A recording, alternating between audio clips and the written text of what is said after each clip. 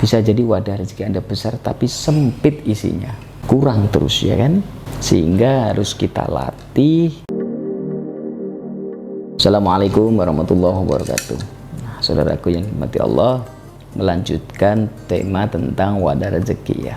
Wadah rezeki seseorang itu seperti kotak, seperti tandon air, seperti wadah-wadah air. Nah, rezeki itu bisa jadi kayak hujan turun dari langit misalkan, atau sumber kehidupan, sumber air dari gunung misalkan.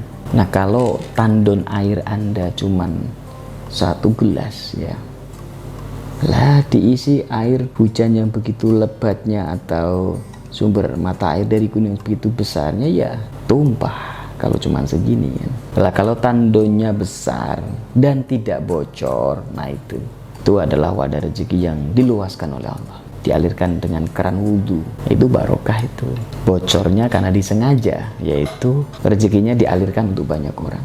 Tapi ada orang yang bocornya tidak disengaja, niatnya malah ditimbun, pelit, akhirnya keropos, bocor, hilang, loss, ditipu orang dan sebagainya. Nah, ini orang yang punya wadah rezeki besar tapi berkahnya kurang, karena duitnya tahu-tahu habis tanpa ada manfaat. Itu yang bagus bagaimana? Seimbang. Tandonya besar ya, wadah rezekinya luas, mungkin seluas danau atau seluas kolam, atau seperti tandon air yang besar, ada yang dialirkan supaya berguna, bermanfaat untuk orang lain, sedekah, dakwah, berbagi dengan keluarga, orang tua, tetangga, fakir miskin, dan siapapun yang butuh bantuan. Sehingga kayak tandon air, dia akan diganti terus dengan yang baru, seger itu isinya, rezekinya jadi seger, jadi bagus. Seperti kolam renang kalau dialirkan dan ada air baru, dia akan bersih terus itu, kalau kolam renang di gunung-gunung itu.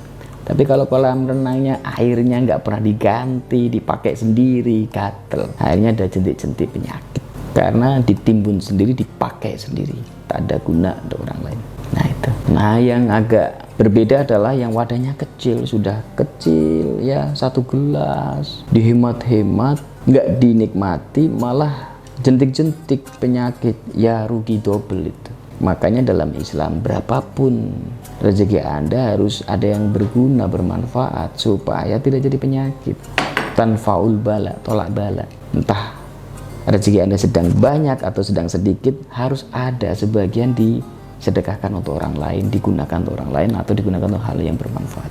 Sehingga nanti akan terbiasa, diganti terus oleh Allah, rezekinya jadi baik, jadi bagus. Dan nanti akan terbiasa, sehingga oleh Allah ditambahkan wadahnya, dibesarkan wadahnya gitu. Nah, termasuk rezeki-rezeki yang digunakan untuk ibadah ya, untuk sholat, bangun masjid, bangun musola, bangun rumah, menyekolahkan anak, haji, umroh ya, sedekah, bayar zakat ya, itu termasuk wadah rezeki yang berkah, yang luas. Masya Allah, orang-orang yang mudah bersyukur.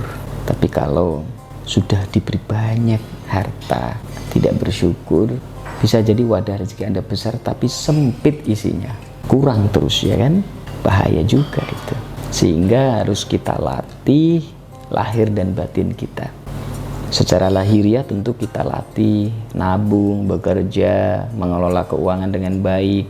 Ada yang dipakai sendiri, ada yang untuk keluarga, ada yang untuk sedekah, ada yang untuk agama. Dan bekerja terus, diputar ekonominya supaya meningkat, dilatih terus ilmunya supaya meningkat kualitas hidupnya. Tapi di sisi lain juga kita butuh melatih mental, melatih batin, melatih rohaniah kita supaya juga kaya, diberi kekayaan rohani, yaitu dengan segala hal bersabar dan bersyukur, dengan segala hal tetap melakukan ketaatan kepada Allah, tidak bermaksiat. Nah, itu salah satunya cara yang diajarkan oleh guru-guru kita ya, berzikir ya, munajat kepada Allah.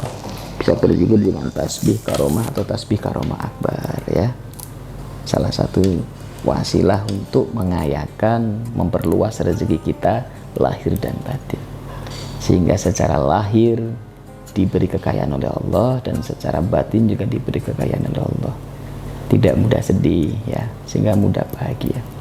Di saat diuji, kuat, sabar, imannya malah meningkat.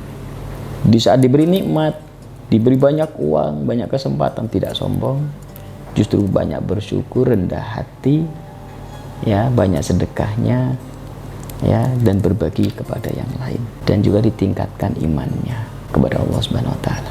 Barakallah. Saya akan Mas. Assalamualaikum warahmatullahi wabarakatuh.